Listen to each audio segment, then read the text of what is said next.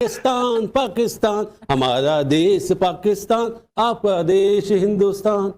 मासूद भाई, मैच तो इंडिया श्रीलंका का था, पाकिस्तान के गाने से आपने शुरू कर दिया। अरे भाई, पाकिस्तान के लिए फायदा हुआ ना।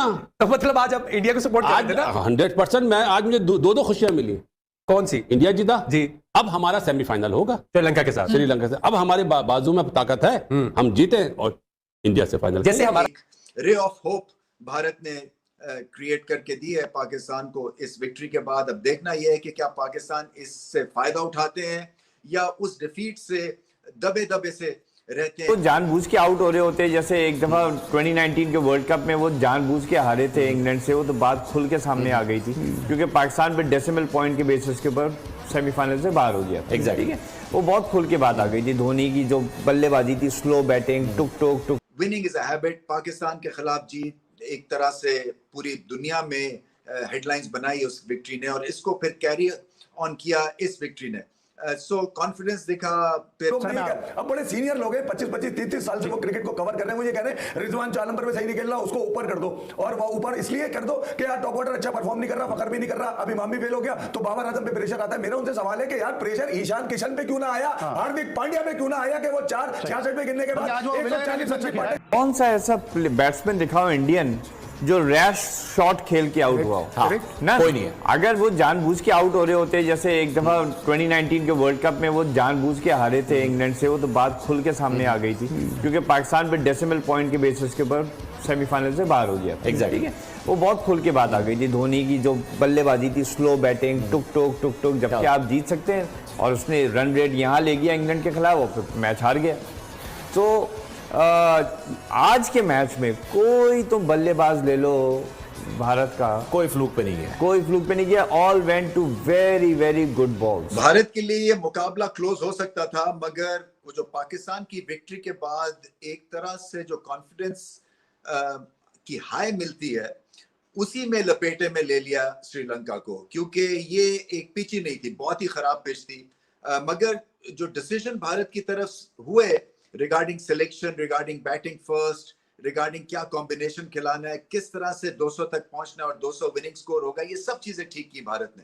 देखिए, अच्छी टीम की एक निशानी यही होती है कि वो डिसीजंस जो है ना, टॉस जीत के क्या करना है या उसके बाद टीम कैसी सेलेक्ट करनी है, पिच को कैसे रीड करना है, ऑपोजिशन को कैसे रीड करना है, एनालिटिकल विंग स्ट्रांग होता है। और भारत का एनालिटिकल विंग और डिसीजन मेकिंग इस लिहाज से पाकिस्तान के अगेंस्ट भी आउटस्टैंडिंग थी और श्रीलंका के अगेंस्ट भी आउटस्टैंडिंग थी। एक तो बड़ी टीम थी, तो इसलिए भरोसा तो था भारतीय फैंस को भी, और जनरल एक ओपिनियन था कि श्रीलंका ये मैच मुश्किल से ही लेगा। हालांकि 210-20 रन जो हैं इस पिच पे होने चाहिए थे, बट जब फास्ट बॉलिंग 3 आउट या 4 आउट कर दे, उसके बाद स्पिनर्स जो हैं उन्होंने आके बैट्समैन को खाई जाना था, और ऐसे ही हुआ क्योंकि आउटस्टैंडिंग ओपनिंग बर्स्ट थी भारत के फास्ट बॉलर्स की तरफ से। बुमराह ने एक दफा फिर बताया क्लास है, क्वालिटी है, और सिराज ने अच्छी तीखी तेज बॉलिंग की, ये भी बताया कि हम सिर्फ लाइन और लेंथ के ही मालिक नहीं है बल्कि हमारे पास स्पीड भी है। सो अच्छी डेमोन्स्ट्रेशन थी इस स्पीड आर्ट की। श्रीलंका देखें, श्रीलंका एक तरह से हमेशा सेकंड बेस्ट टीम होगी। अभी तक उनका एक रेपुटेशन बन चुकी है कि अच्छी तरह से ये मैच को बनाते हैं, लड़ते हैं, मगर उस पार लाइन के जाते नहीं है। और बड़ी टीम्स के अगेंस्ट इनका कोई ट्रैक रिकॉर्ड खास अच्छा नहीं है, भारत के खिलाफ तो बिल्कुल भी अच्छा नहीं। हालांकि एशिया कप में इनका रिकॉर्ड ओवर इंडिया जो है वो इतना बुरा नहीं है, बट ओवरऑल जो है हिंद से वो बताते हैं कि कॉन्फिडेंस नहीं है, क्वालिटी नहीं है भारत के अगेंस्ट, और एक तरह से साइकोलॉजिकल एक ब्लॉक है जिसको अबूर करना जो है अब जरूरी हो गया श्रीलंका के लिए, खासतौर पे जब आप घर पे खेल रहे। तो ये मैच जो था ये जीतना भारत के लिए जरूरी था, क्योंकि एक तो winning is a habit. Pakistan के खिलाफ जीत एक तरह से पूरी दुनिया में हेडलाइंस बनाई उस विक्ट्री ने, और इसको फिर कैरी ऑन किया इस विक्ट्री ने। सो कॉन्फिडेंस दिखा। फिर बॉलिंग परफेक्ट थी। देखिए, सिलेक्शन बहुत अच्छी की, एक्स्ट्रा स्पिनर खिलाया अक्षर पटेल को, क्योंकि इस पिच पे फास्ट बॉलिंग एक हद तक चलती है पहले 10 ओवर्स, उसके बाद स्पिनर्स टेक ओवर कर लेते हैं। और श्रीलंका के स्पिनर्स ने तो 10 की 10 विकेटें ले ली। देखिए, जब आपका एक मेकशिफ्ट जो स्पिनर है वो भी 4 विकेटें ले जाए, और फिर रेगुलर स्पिनर भी 5 विकेटें ले जाए। विलाल लगे ने बहुत आउटस्टैंडिंग बॉलिंग की, मगर वो रेगुलर स्पिनर हैं, तो इससे पता यही चलता है कि ये पिच जो है ये कुछ खास अच्छी नहीं थी, जहाँ पे रेगुलर और नॉन रेगुलर का पता ही ना चले।